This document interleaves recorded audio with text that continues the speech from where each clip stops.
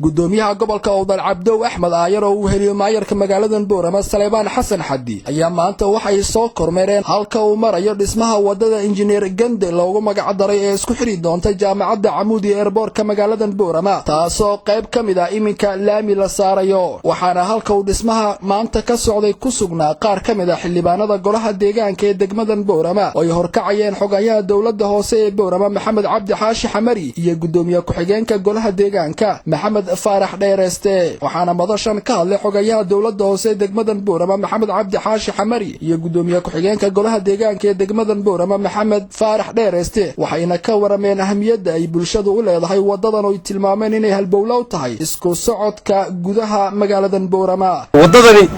dhammaan wadooyinkii aan sameyn jirnay oo way ka duwan tahay wadadan waxa weeyaan markii hore taageerada ugu weyn waxa la siisay marka USAID oo dhay soo marisay 2 kilomitir oo 7 mitir waxaanu ku darnay markaanu eegnay wadadan inay meel roogkii tahay oo ayna ku filaanaynin 7 mitir waxaanu ku darnay 3 mitir oo ah 3 kilomitir soconaya waxaanu ugu talagalnay dhaxdana inay noqoto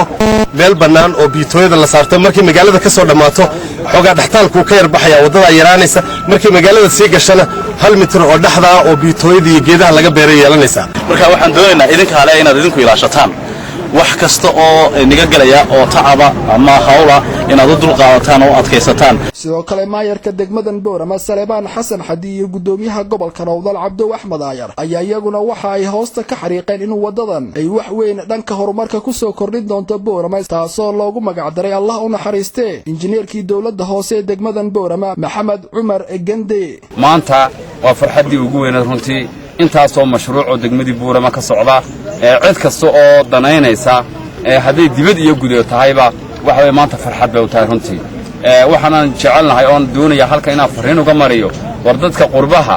ee siyaasadda iyo arrimaha khaldan ku bixinaya dhaqaalaanka iyo lacagaha ha u soo diraan wadanka si horumarkiisa looga qayb qaato reer Awdal khaasatan Boorama in ay arkaan horumarka iyo dadaalka ay dhalintii ay soo doorteen ay ku dadaalayaan inay horumariyaan gobolkooda iyo degmadooda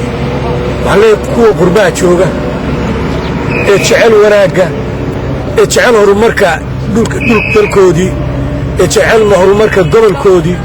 ee jecel caasimadii Boorama jecel in bilicdeedu iyo quruxdeedu ay muuqdaan